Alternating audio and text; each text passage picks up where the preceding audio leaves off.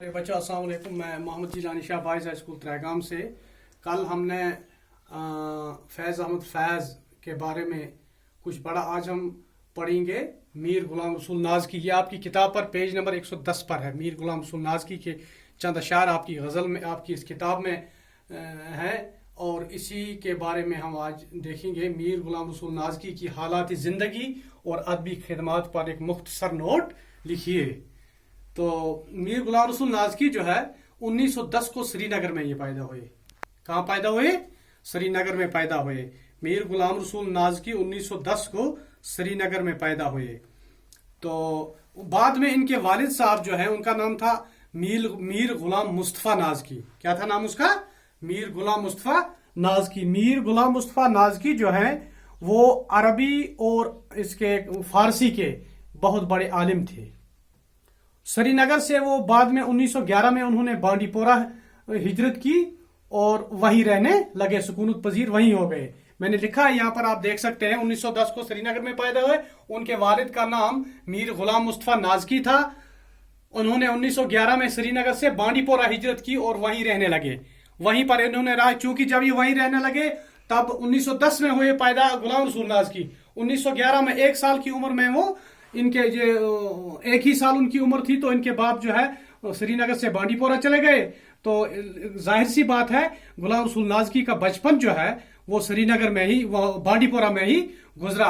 अरबी और फारसी की इब्तिदाई तालीम उन्होंने अपने वालिद से ही इख्तियार की, क्योंकि मैंने आपको अभी कहा इनके वालिद जो थे वो एक अरबी और फारसी के अच्छे खासे आलिम थे। दस्तरस था उनको इस पर, अरबी और फारसी पर, इसलिए उनको मजबूरी नहीं थी और कहीं जाने का की। तो उन्होंने अपनी इब्तिदाई तालीम जो है वो श्रीनगर में ही अपने इस वालिद साहब के पास ही गए। वो उसके लिए वहीं से उन्होंने हासिल की अपनी अरबी और फारसी की इब्तिदाई तालीम। चूंकि बाद में उनको श्रीनगर आना पड़ा, मजीद तालीम को जारी रखने के लिए उनको श्रीनगर आना पड़ा। और श्रीनगर में जो है इनका खानदान वहां पर पहले से ही था और उनके साथ वो रहे। और श्रीनगर में एक स्कूल एक था तब, इस्लामिया हाई स्कूल श्रीनगर। वहां पर उन्होंने इस्लामिया हाई स्कूल श्रीनगर में उन्होंने जो है कि 8वीं जमात का इम्तिहान पास किया। और पंजाब यूनिवर्सिटी से मुंशी का इम्तिहान, बाद में पंजाब चले गए, वहां से मुंशी का इम्तिहान पास किया। उन्हें बाद में बाहिसियत अरबी व फारसी उस्ताद, अरबी व फारसी उस्ताद हंदवारा में काम करने का मौका मिला। क्योंकि इसी दौरान जब इन्होंने मुंशी का इम्तिहान पास किया तो इसी दौरान इनके वालिद का इंतकाल हो गया। क्या हो गया? एक तरफ इन्होंने पंजाब यूनिवर्सिटी से मुंशी का इम्तिहान पास किया और दूसरी तरफ इनके वालिद का इंतकाल हो गया। जो ही इनके वालिद का इंतकाल हो गया तो घर में फिर अब कमाने का सिलसिला, बाकी चीजें जो होती हैं वो इन्हीं के सर पर आन पड़ी। किनके? मीर गुलाम रसूल नाज़की के सर पर आन पड़ी। तो इन्होंने बाद में क्या किया, बाहिसियत उस्ताद इन्होंने काम किया, हंदवारा में बहुत दफा रहे। उस दौरान बाहिसियत उस्ताद ही उन्होंने क्या किया, उन्होंने अरबी में आलिम, मुंशी फाजिल और अदीब के इम्तिहानात, अदीब आलिम के इम्तिहान पास किए इसी दौरान जब वो उस्ताद थे। 1943 में, 1943 में एक मशहूर माहिर तालीम थे, तब वो डायरेक्टर स्कूल एजुकेशन भी रह चुके हैं, ख्वाजा गुलाम मुस्सीदीन। मशहूर जो है कि वो अदीब थे, कलमकार थे। उनके मजमून भी शायद मैट्रिक की किताब में उनका एक मजमून है ख्वाजा गुलाम मुस्सीदीन का। तो वो तब डायरेक्टर स्कूल एजुकेशन थे। ये 1943 की बात है। उन्होंने इसकी काबिलियत को देखकर अपने साथ ले लिया। 1943 में मशहूर माहिर तालीम और उस वक्त के नाज़िम तालीमत ख्वाजा गुलाम मुस्सीदीन ने नाज़की साहब को लिटरेरी असिस्टेंट बनाकर अपने साथ रखा। और इल्मी रिसाला, तब का एक रिसाला था तालीमी जदीद।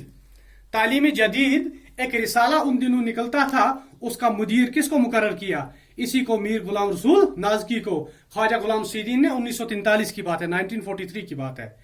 नाज़की साहब की तबीयत जो थी वो शुरू से ही शार सुखन की तरफ माइल थी।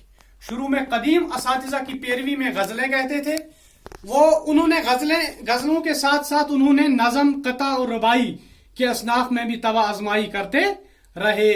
गजलों के अलावा उन्होंने कते भी लिखे, कतात भी लिखे, रुबाइयात भी लिखी। इन जो है कि मैदानों में भी उन्होंने अपने कलम को खूब घुमाया। उन्होंने उर्दू के अलावा कश्मीरी में भी शायर कहे। اردو کے علاوہ ان کے کشمیری مجموعے جو ہے کہ چھپ چکے ہیں. اردو میں دیدہ تر، چراغ راہ اور متاع فقیر کے نام سے ان کے 3 مجموعے قابل ذکر ہیں. کون کون سے اردو میں کے مجموعے ان کے؟ دیدہ تر، چراغ راہ اور متاع فقیر. کشمیری میں بھی انہوں نے کچھ جو ہے کہ 3 مجموعے، کم و بیش 3 مجموعے لکھے ہیں. کون کون سا؟ نمرود نامہ، آواز دوست اور کائن وول جیسے شاعری مجموعے انہوں نے تحریر کیے. اس کے علاوہ نازکی صاحب کی شاعری میں عام طور پر حسن و عشق، روزگار، دنیا کی بے ثباتی، قدروں کی پامالی اور درد و حسرت کے موضوعات ملتے ہیں. وہ عصری شعور سے بہرور تھے اور جدید دور میں فرد اور معاشرے کی پیچیدہ مسائل سے آشنا تھے. جو غم روزگار ہوا کرتا ہے معاشرے میں، اب بھی ہے، اب تو زیادہ ہی ہے، تب بھی تھا. حسن و عشق، شاعری اور حسن و عشق، یہ تو ان دونوں چیزوں کا جو ہے کہ آپس میں چوری دامن کا ساتھ ہے. اب کسی بھی شاعر کی شاعری کو دیکھیے، حسن و عشق کا موضوع کہیں نہ کہیں ان چیزوں میں موجود ہوتا ہے.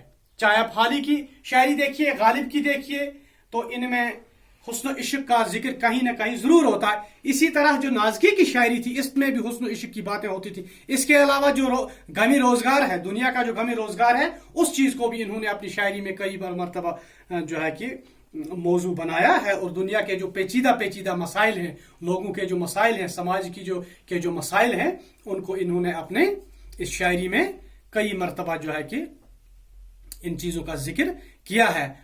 تو یہ تھا ان کے بارے میں میر غلام رسول نازکی کی حالات زندگی اور ادبی خدمات کے بارے میں.